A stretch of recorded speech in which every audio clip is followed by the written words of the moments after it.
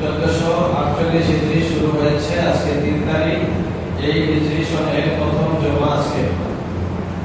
তো 1447 হিজরি আমাদের থেকে বিদায় নিয়েছে।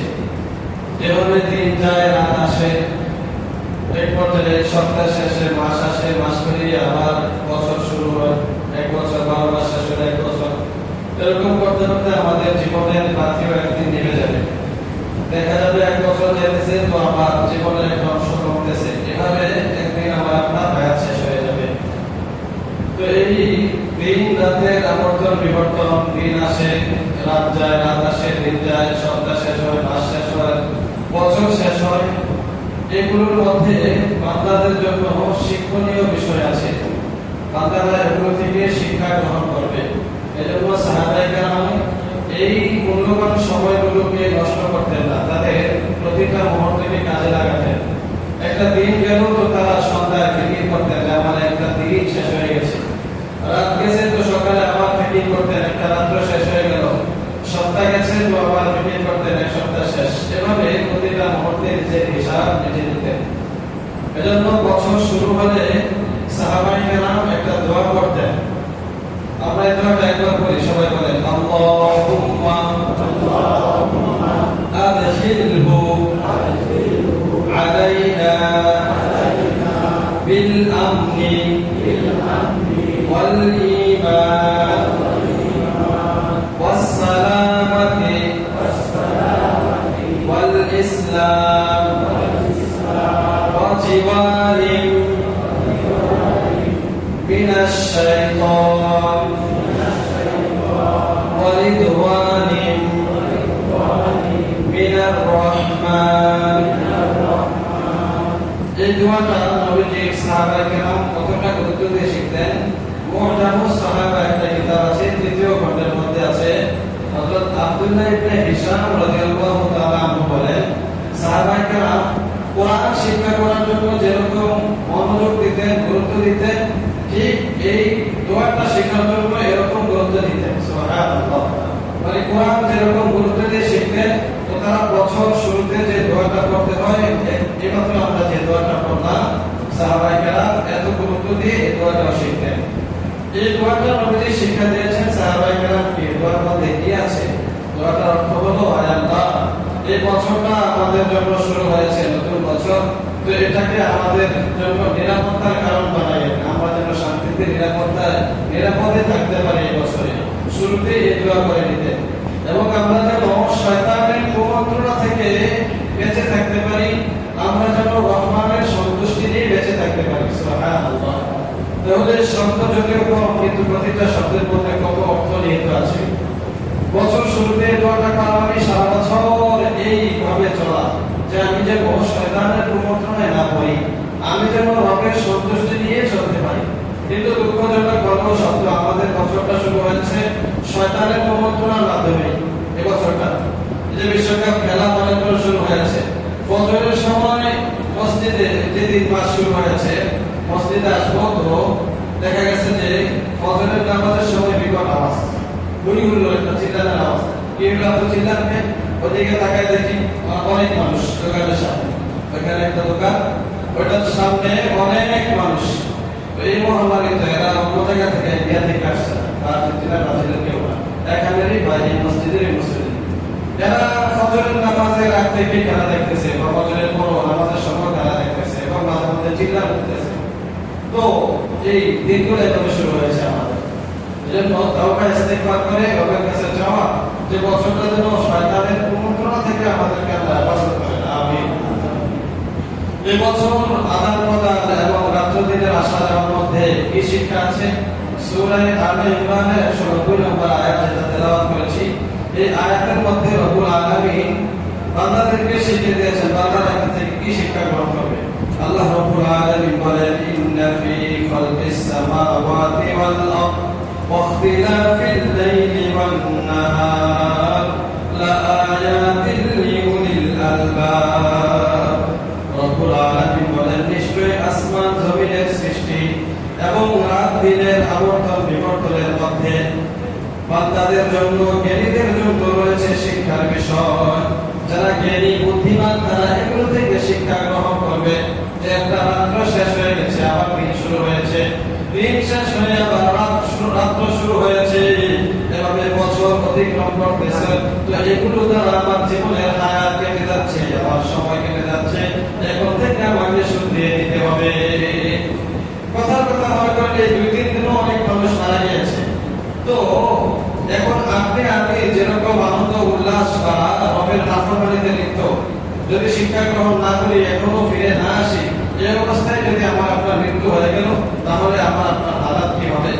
আমি আপনারা শিক্ষা গ্রহণ করি নাই, সতর্ক হই নাই।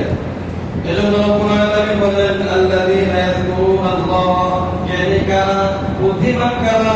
বুদ্ধিমান হলো তারা যারা রবকে স্মরণ করে, রবের নাফরমানি থেকে বেঁচে থাকে। কিয়ামা দাঁড়ানো অবস্থায় দাঁড়িয়ে দাঁড়িয়েও রবের নাফরমানি করে না। ওকুউদা, বসে বসে রবকে স্মরণ করে গুনাহ থেকে বেঁচে থাকে। ওয়া আলা জুনুবিহিম, শুয়ে শুয়ে রবকে স্মরণ করে গুনাহ থেকে বেঁচে থাকে। এরা তো বুদ্ধিমান। ويتفكرون في خلق السماوات والأرض, আসমান জমিনের সৃষ্টি নিয়ে চিন্তা করে যে এত বিশাল আকাশ, কোটিবিহীন আকাশ কে ঝুলিয়ে রাখলো, এত বিস্তৃত জমি, এত লম্বা জমি কে এটাকে বিছিয়ে রাখলো। এগুলো নিয়ে বুদ্ধিমানরা ফিকির করবে, আল্লাহকে চিনবে। আর তারা বলবে, রব্বানা মা খালাকতা হাযা বাতিলা। এই সবগুলো চিন্তা করে ফিকির করে এবার বলবে যে, আয় রব, আপনি এগুলোকে বাতিল বানান নাই, অনর্থক বানান নাই। আসমান জমিন এগুলো অনর্থক বানান নাই, রাত্র দিন এগুলো অনর্থক বানান নাই। সুবহানাকা, আপনি পবিত্র। ফাকিনা আযাবান্নার, সুতরাং আপনি আমাদেরকে জাহান্নামের শাস্তি থেকে বাঁচায়েন। বুদ্ধিমানেরা এগুলো নিয়ে ফিকির করবে, আর রবের কাছে মাগফিরাত চাইবে, ক্ষমা চাইবে। তারপরে আল্লাহ বলেন, বুদ্ধিমানেরা দোয়া করবে, রব্বানা ইন্নাকা মান তুদখিলিন নার ফাকাদ আখযাইতা। আয় আমাদের রব, নিশ্চয়ই আপনি যাকে জাহান্নামে প্রবেশ করাইলেন, তাকে তো আপনি লাঞ্ছিত করে দিলেন। তার চেয়ে বড় লাঞ্ছিত হতভাগা কেউ নাই।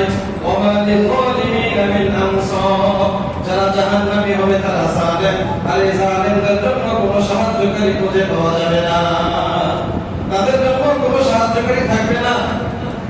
আখিরাতে বা জাহান্নামের ফয়সালা হয়ে যাওয়ার পরে তাদের জন্য আর কোনো সাহায্যকারী থাকবে না যে তাকে এসে সাহায্য করবে, উদ্ধার করবে।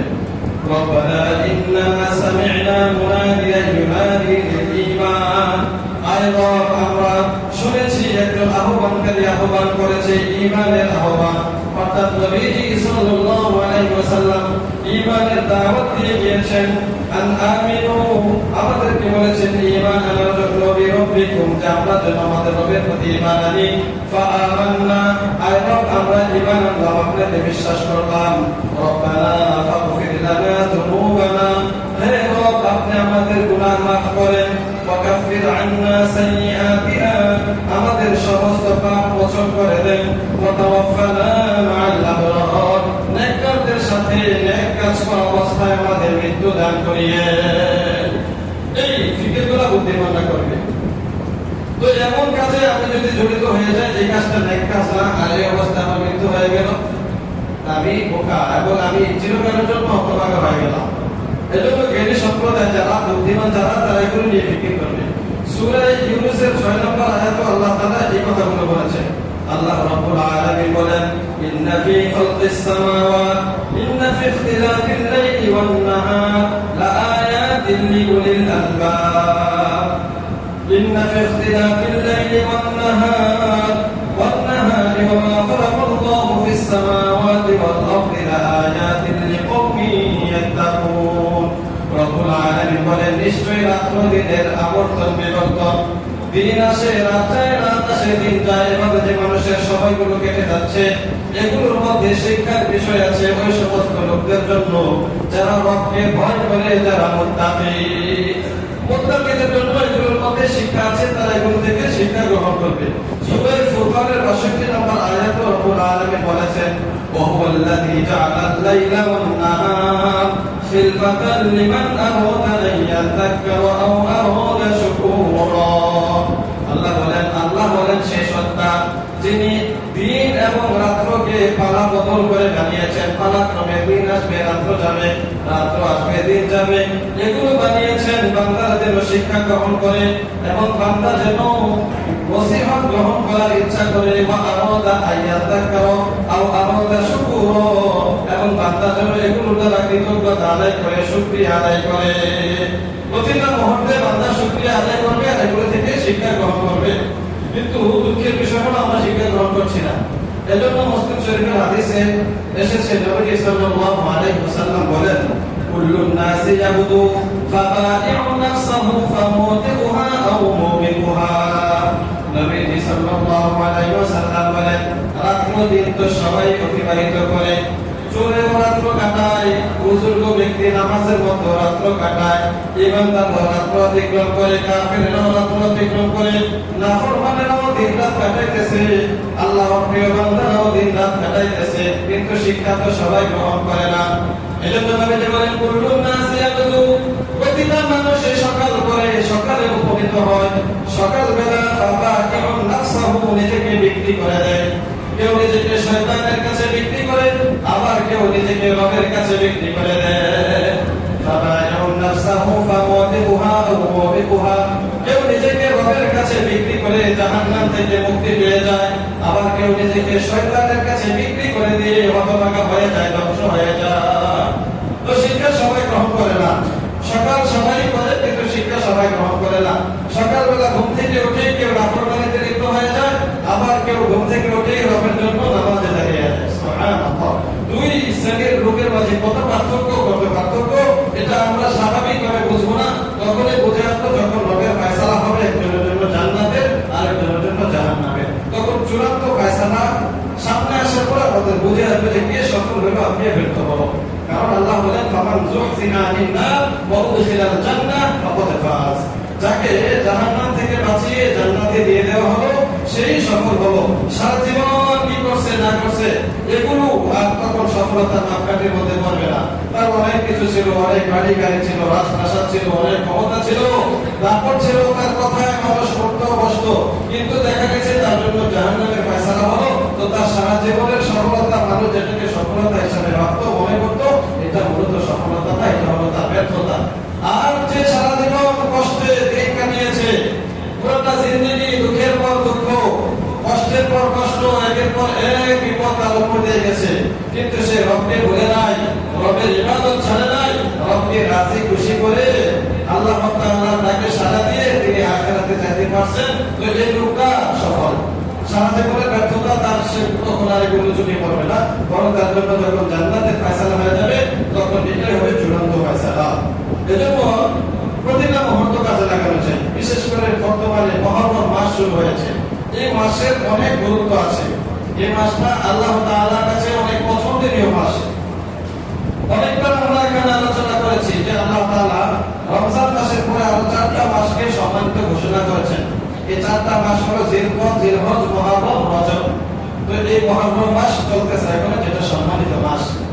এটা কেমন সম্মানিত মাস? এই 4 মাসের মধ্যে এটা সবচেয়ে বেশি সম্মানিত। সবচেয়ে শ্রেষ্ঠ মাস হলো রমজান, তারপরে এই 4 মাস। 4 মাসের মধ্যে এই মুহররম মাসকে আল্লাহ তাআলা বলেছেন শাহরুল্লাহ। নবী সাল্লাল্লাহু আলাইহি ওয়াসাল্লামের হাদিস, নবী সাল্লাল্লাহু আলাইহি ওয়াসাল্লাম বলেন, আফদালুস সিয়ামি বা'দা রমাদান শাহরুল্লাহিল মুহররম। রমজান মাসে পরে সবচেয়ে শ্রেষ্ঠ মাস বা রোজা রাখার সবচেয়ে শ্রেষ্ঠ মাস হলো মুহররম মাস, যেটা হলো আল্লাহর মাস। সুবহানাল্লাহ। নবী বলেন শাহরুল্লাহ আল মুহররম, আল্লাহর মাস হলো মুহররম মাস। ওয়া আফদালুস সালাতি বা'দাল ফারিদা সালাতুল লাইল, আর ফরজ নামাজের পরে সবচেয়ে শ্রেষ্ঠ নামাজ হলো রাতের নামাজ, মানে তাহাজ্জুদের নামাজ। এই হাদিসে নবীজি মুহররম মাসকে বলেছেন শাহরুল্লাহ, মানে আল্লাহর মাস। তো বাকি 11 মাস ওগুলো তো আল্লাহর মাস, কিন্তু তারপরে সেগুলোর সাথে শাহরুল্লাহ এই শব্দটা নাই, শুধু মুহররম মাসের সাথে আছে। মুহররম মাস শ্রেষ্ঠ এবং মর্যাদাপূর্ণ হওয়ার কারণে। যেমন আমরা নামাজ পড়ি যে মসজিদে, এটাও বাইতুল্লাহ। যত মসজিদ আছে বা যেখানে নামাজ পড়া হয় এগুলো সাথেই করতে বাইতুল্লাহ, মানে আল্লাহর ঘর, কিন্তু সবগুলোকে বাইতুল্লাহ বলা হয় না, শুধুমাত্র কাবা শরীফকেই বাইতুল্লাহ বলা হয়। কারণ সবগুলোর যে মর্যাদায় শ্রেষ্ঠ হলো কাবা শরীফ। তো মাসের ক্ষেত্র রমজানের পরে শ্রেষ্ঠত্বের দিক থেকে এবং আল্লাহ তাআলার কাছে মর্যাদাবান মাস হিসেবে মুহররম মাসকে নবীজি বলেছেন, যার কারণে বলেন এটা শাহরুল্লাহ বা শাহরুল্লাহিল মুহররম, এটা হলো আল্লাহর মাস, এটা হলো মুহররম মাস। আরেক হাদিসের মধ্যে আছে নাসাঈ শরীফের মধ্যে নবীজি সাল্লাল্লাহু আলাইহি ওয়াসাল্লাম বলেন, আফদালুল আশহুরি শাহরুল্লাহ আল্লাযী তাদউনাহু আল মুহররম। নবীজি বলেন মাসের মধ্যে সর্বোত্তম মাস হলো মুহররম মাস, সর্বোত্তম মাস হলো আল্লাহর মাস, যে মাসটাকে তোমরা মুহররম বলে থাকো।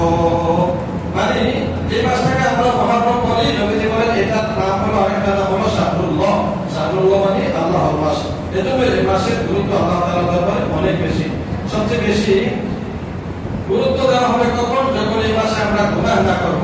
কারণ কোরআনে সূরা তাওবা 36 নম্বর আয়াতে আল্লাহ তাআলা এই মাসের কথা বলেছেন, চারটা মাসের কথা, সম্মানিত চারটি মাস।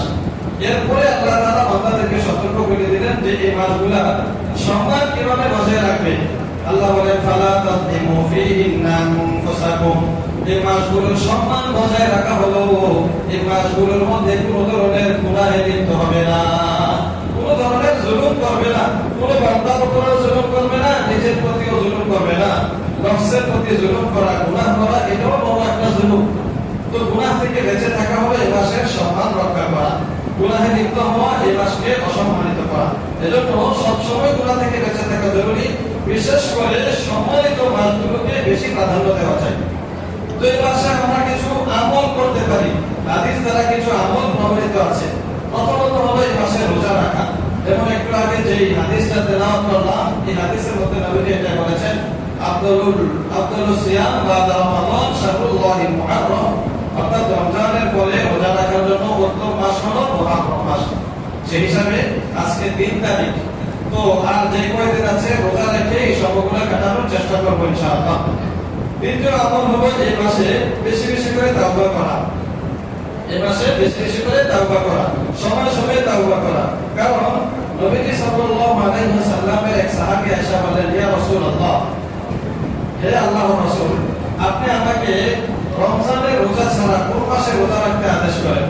তো নবীজি সাল্লাল্লাহু আলাইহি ওয়াসাল্লাম বলেন, ইন কুনতা সাইমান ফাসুম শাহর রমাদান, ইন কুনতা সাইমান বা'দা রমাদান ফাসুম আল মুহররম। হে সাহাবী, যদি তুমি রমজানের পরে রোজা রাখতে চাও, কোন মাসে বেশি বেশি রোজা রাখতে চাও, তাহলে তুমি মুহররম মাসে রোজা রাখবা। ফাসুমিল মুহররম ফাইন্নাহু শাহরুল্লাহ, কারণ এই মুহররম মাস হলো আল্লাহর মাস। এরপরে খুশি নবীজি সাল্লাল্লাহু আলাইহি ওয়াসাল্লাম বলেন, ফীহি ইয়াউমুন তাবা ফীহি আলা কওমিন ওয়া ইয়াতুবু ফীহি আলা কওমিন আখারিন। নবীজি বলেন, এই মাসের মধ্যে এমন একটা দিন আছে যেই দিনে আল্লাহ তাআলা একটি জাতির তাওবা কবুল করেছেন এবং আশা করা যায় ভবিষ্যতে আরো অনেক জাতির তাওবা আল্লাহ তাআলা কবুল করবেন। সুবহানাল্লাহ। তাহলে আমরা তৃতীয় আমল পেলাম এই মাসে তাওবা করা। বিশেষভাবে যে একটি দিনের কথা বলা হয়েছে, মুহাদ্দিসিন কেরাম বলেন সেটা হলো আশুরা, অর্থাৎ 10 মুহররম। আগামী শুক্রবার হলো 10 মুহররম। আমরা এই সময়গুলোকে কাজে লাগাবো, বিশেষ করে 10 মুহররম যেটা আগামী শুক্রবার, সেই দিনেও রোজার প্রতি বিশেষ গুরুত্ব দেব। কারণ এই দিনে রোজার ব্যাপার আছে হযরত আয়েশা সিদ্দিকা রাদিয়াল্লাহু তাআলা আনহা থেকে বর্ণিত। আনা আয়েশা রাদিয়াল্লাহু তাআলা আনহা قالت كانوا يصومون عاشوراء قبل أن يفرض رمضان।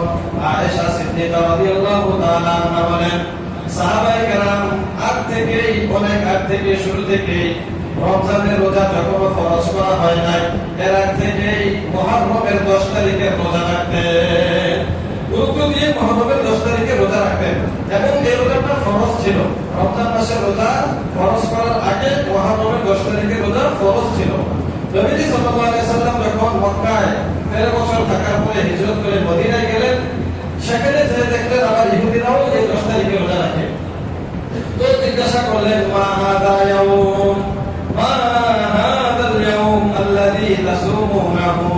ও ইহুদিরা, এই দিনটাকে তোমরা কেন গুরুত্ব দিচ্ছ? এটা কোন দিন যার কারণে তোমরা এই আশুরার দিনে রোজা রাখতেছো?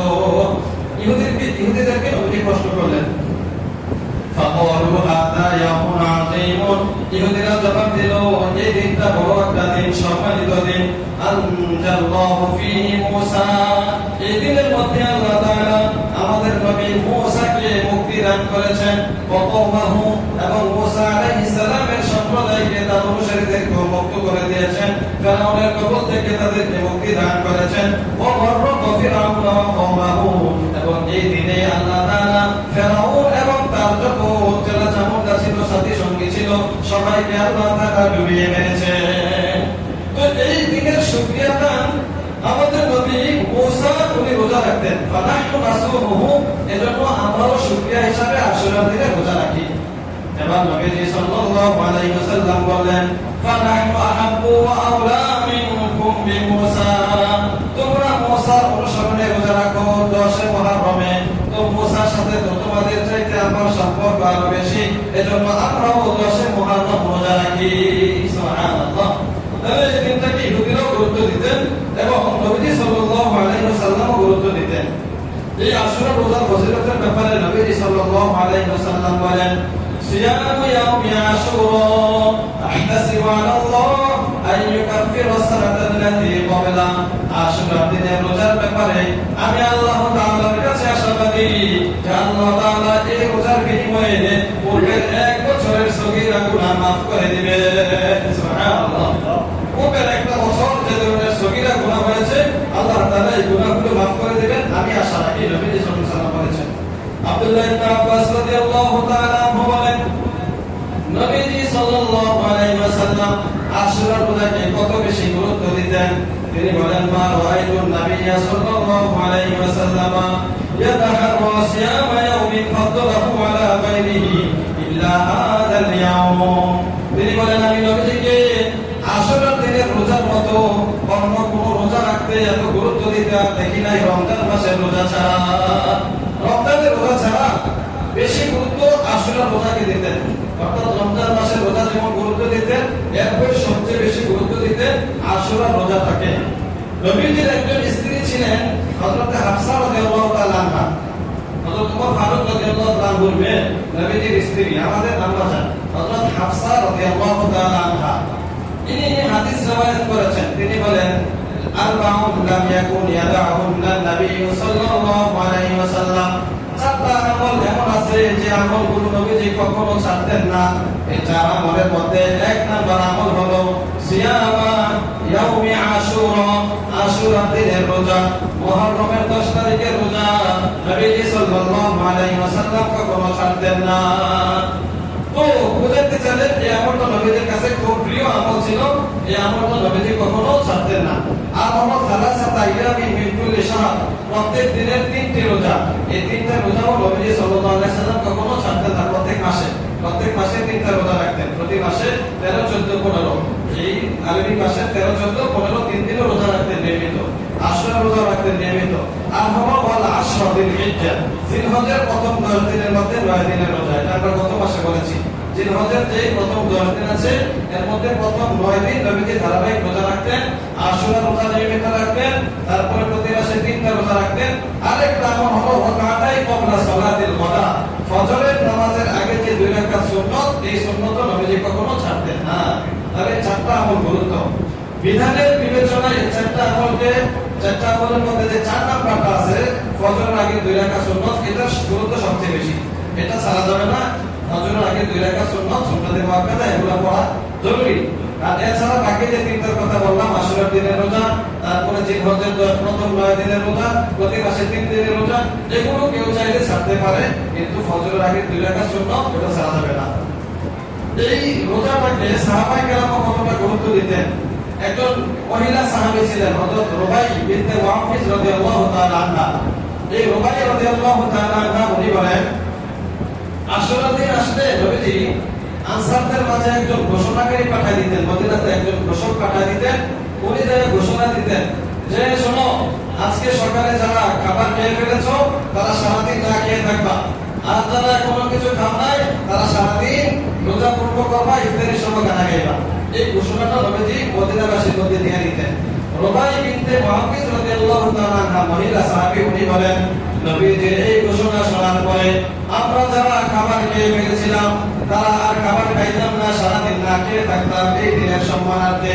আর যারা খাবার খায় নাই তারা রোজা রাখতো, এজন্য আমরা নিজেরাও রোজা রাখতাম। আমাদের বাচ্চা কাচ্চা যারা ছিল তাদেরকেও রোজা রাখাতাম। সুবহানাল্লাহ। এই রোজাটাকে কতটা গুরুত্ব দিলে বলেন যে আমাদের ছোট ছোট বাচ্চারা তারা সাধারণত রোজা রাখে না অন্য সময়, তো এই রোজাটার গুরুত্বের কারণে আমরা বাচ্চাদেরকে রোজা রাখাইতাম। এবং উনি বলেন আমরা বাচ্চাদেরকে খেলনা দিয়ে বসে রাখতাম, খেলনা ইফতার পর্যন্ত বাচ্চারা খেলাধুলা করবে এরকম কিছু খেলনা দিয়ে বসে রাখতাম যেন তাদের সময়টা কেটে যায়। তাহলে আমরা এই রোজার গুরুত্ব বুঝতে পারলাম। আসলে অর্থাৎ 10 মুহররমের রোজার গুরুত্ব। 10 মুহররম হলো আগামী শুক্রবার। এখন শুধু কি 10 মুহররম রোজা রাখবো নাকি এর সাথে আর কিছু মিলাই রাখবো? নবীজি সাল্লাল্লাহু আলাইহি সাল্লামের কাছে সাহাবায়ে কেরাম আয়েশা প্রশ্ন করলেন, ইয়া রাসূলুল্লাহ ইন্নাহু ইয়াউমুন তুআযিমুহুল ইয়াহুদ ওয়ান নাসারা। নবীজি 10 মুহররম এটা তো একটা সম্মানিত দিন, ইহুদিরাও এটাকে সম্মান করে, নাসারারাও এই দিনটাকে সম্মান করে, আমরাও সম্মান করি, তাহলে কেমন যে একটা মিলে গেল, এটা একটু পার্থক্য করার দরকার। فقال رسول الله صلى الله عليه وسلم فإذا كان العام المقبل إن شاء الله ثم اليوم التاسع নবীজি বলেন আগামী বছর ইনশাআল্লাহ আমরা 9 তারিখে রোজা রাখবো। মানে এতদিন তো শুধু 10 তারিখে রাখতাম, তো এখন যেহেতু দেখতেছি ইহুদিরাও এটাকে সম্মান করে, খ্রিস্টানরাও সম্মান করে, তো তাদের সাথে আমাদের কেমন যেন একটা মিল হয়ে যাচ্ছে। মিল যেন না হয় একটু ব্যতিক্রম করার জন্য আগামী বছর আমরা 9 তারিখে রোজা রাখবো। তো বর্ণনাকারী বলেন ফালাম ইয়াতিল আমুল মুদবিল হাত্তা তুফিয়া রাসূলুল্লাহ সাল্লাল্লাহু আলাইহি ওয়াসাল্লাম। পরের বছর আল্লাহ তাআলার কুদরতের ফয়সালা হয়ে গেল, নবীজি আর আমাদের মাঝে ছিলেন না, আমাদের থেকে ইন্তেকাল ফরমাইছেন। এজন্য পরের বছর নবীজি আর আশুরা রোজা রাখতে পারেন নাই। কিন্তু নবীজির সাহাবী আব্দুল্লাহ ইবনে আব্বাস রাদিয়াল্লাহু তাআলা আনহু ঘোষণা দিয়ে দিলেন সুমুত তাসিআ ওয়াল আশিরা ওয়া খালিফুল ইয়াহুদ। ও নবীর সাহাবীরা, নবীজির দিলের তামান্না ছিল যে আশুরা রোজার সাথে মিলিয়ে 9 তারিখে রোজাও রাখবেন। তো নবীজি তো আমাদের থেকে বিদায় নিয়ে গেলেন, আমরা যেন কেউ এই আমলটা না ছাড়ি। এখন থেকে আমরা সবাই 9 তারিখ রোজা রাখবো, 10 তারিখ রোজা রাখবো। সুবহানাল্লাহ। সাহাবায়ে কেরাম এটা বাস্তবায়ন করেছেন, পরবর্তীতে 9 এবং 10 তারিখ দুদিন রোজা রাখতেন।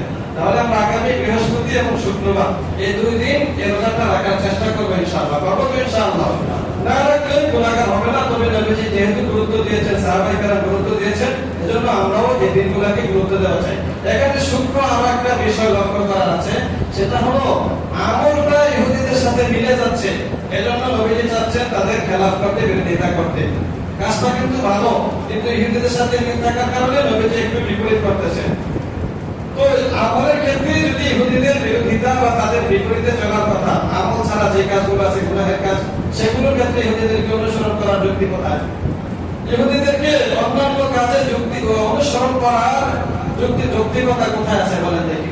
তার মানে সর্বক্ষেত্রে তাদের বিরোধিতা করতে হবে, তাদের বিপরীত চলতে হবে, তাদের সাথে যেন আমাদের কোনো ধরনের মিল মহব্বত না থাকে। এজন্য এই সবগুলোকে গুরুত্ব দেওয়া চাই। 10 মুহররম উপলক্ষে অনেক কাজ হয় এবং অনেক কুসংস্কার আছে যেগুলো উচিত না, গর্হিত কাজ। যেমন 10 মুহররমকে কেন্দ্র করে বিভিন্ন জায়গায় মাতম করা হয়, বিলাপ করা হয়, শরীরে আঘাত করা হয়, এভাবে বুকে, পিঠে বিভিন্ন জায়গায় রক্ত ঝরানো হয়। হাদিসে এই কাজগুলোকে কঠিনভাবে নিষেধ করা হয়েছে। قال رسول الله صلى الله عليه وسلم ليس منا من ضرب الخدود وشق الجيوب ودعا بدعوى الجاهلية। নবীজি বলেন সেই লোক আমার অন্তর্ভুক্ত না, আমার উম্মতের মধ্যে গণ্য না, যেই লোকটা বিপদে পড়ে বা কোনো দুঃখের কারণে সুখ প্রকাশ করতে গিয়ে গালের মধ্যে থাপড়ায়, আবার বুকের মধ্যে আঁচল দেয়, কাপড় ছিঁড়ে ফেলে, শরীরে আঘাত করে, নিজের শরীরে নিজেই আঘাত করে। ওয়াদাআ বিদাওয়াল জাহিলিয়া, মূর্খতার জমানা, জাহিলি জমানায় যেভাবে মহিলারা বিলাপ করতো, এভাবে দুঃখে পড়ে বিলাপ করে, তো এই লোকগুলো আমার দলের অন্তর্ভুক্ত না। এই হাদিসের দ্বারা বোঝা গেল সুখ বা মাতম করা, বিলাপ করা এগুলো এভাবে যেভাবে বর্তমানে করা হচ্ছে বিভিন্ন জায়গায়, এটা জায়েজ পদ্ধতি না। এজন্য প্রিয় ভাই, হুসাইন রাদিয়াল্লাহু তাআলা আনহু 10 মুহররমে শাহাদাত বরণ করেছেন, এটা বড় দুঃখের বিষয়। আমরা আগামী জুমাতে আলোচনা করব ইনশাআল্লাহ। কিন্তু এটাকে কেন্দ্র করে এভাবে রক্ত ঝরানো, এটার কোনো বৈধতা নাই। এছাড়াও যখন আমাদের কোনো আত্মীয়-স্বজন মারা যায়, মা, বাবা, ভাই, বোন, তখন বিলাপ করা এটাও শরীয়তসম্মত না। কান্না আসবে, চোখ দিয়ে পানি ঝরবে। নবী সাল্লাল্লাহু আলাইহি ওয়াসাল্লামের এরকম হয়েছে। হয়েছে, ছেলে মারা গিয়েছে, কিন্তু নবীজি যখন সংবাদ শুনতে পেলেন চোখ দিয়ে পানি ঝরতেছে। সাহাবীরা বললেন, ইয়া রাসূলুল্লাহ, আপনার চোখে পানি? নবীজি বললেন, রাহমাতুল্লাহি রাহমাতুল মিনাল্লাহ, এটা আল্লাহর পক্ষ থেকে দয়ার পানি, দয়ার পানি, মায়ার পানি। ভালোবাসা থাকলে, কারোর প্রতি ভালোবাসা থাকলে সে দুঃখে পড়লে বা তার কোনো ক্ষতি হলে চোখ দিয়ে পানি আসবে, এটা স্বাভাবিক। অন্তর বিগলিত হবে, এটা স্বাভাবিক। তবে বিলাপ করা যাবে না, চিল্লায়া কান্নাকাটি করা যাবে না, মূর্খদের মতো অনেক কথা বলা যাবে না যে আল্লাহ শুধু আমারে দেখলো, আমার বাবারে দেখলো, আল্লাহ আমার বাবারে লীলা কিনলে আমি কেটে থাকবো, কেটে বাঁচবো, তুমি নাই, তোমার সারা আমি কেটে চলবো। এই কথাগুলো সম্পূর্ণ মূর্খতার কথাবার্তা, এগুলো থেকে আমরা বিরত থাকবো ইনশাআল্লাহ।